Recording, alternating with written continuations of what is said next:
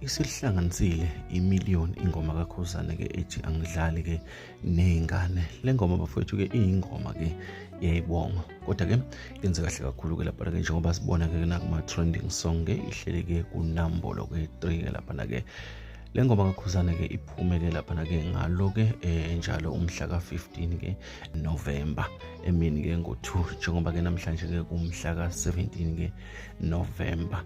Yenza kahle kakhulu ke njengoba ke sike sabona ke ukuthi ke album yakhe iyonke izolo ke lapha ke ikwazile ke ukuthi ke yenze ke u2 million ke uma kuhlanganisa ke wonke ke ama viewers ke album enengoma ke ezo19 ke kwazothi ke namhlanje ke eyodwa yazo ke kulezi ngoma ezo19 yasiyenza ke u1 million ke lapha ke okuyingoma ethi ke angidlali ke nezingane. Siyibona ke ezinye ke ziyakhuphuka ke kakhulu ke ikakhulukazi ke le ethi ke imbongolo nayo ke iyakhomba ukuthi ke izokwenza kahle kakhulu nje maduze nje okuyinto ke bafowethu lena eshawela ihlombe. uKhuzani ke naye ke usezibongele ke lapha ke enkundleni zokuxhumana ke bonga ke amandla ke abalandeli ke abalalela umculo ke endaweni efanele njengoba ke ekwazile ke ukuthi ke ahlanganise ke imiliyoni ke lapha ke okuyinto bafowethu enhle kakhulu ke esigqugquzelayo ke ukuthi ke nakwezinye ingoma ke sengazuthi ke kungahamba kahle kakhulu.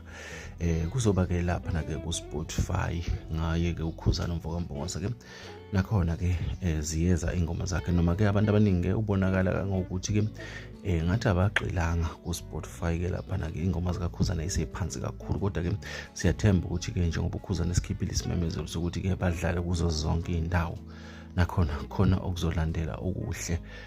Njengoba ke nginenzilile ke nane screenshot sakhona nganikhombisa cha zimi kanje ku Spotify. Bafowethu le album inama track amaningi kakhulu. Omunye umuntu uzodideka ukuthi ke belindele emhlambeni ukuthi kuphume noma 5 same time noma 10 same time wama million. Ngeke kwenzeke lokho kalula ngenxa ukuthi maningi ama track umuntu ukhetha ingoma ayizwa kangcono aphushe ngakuyona qinisa.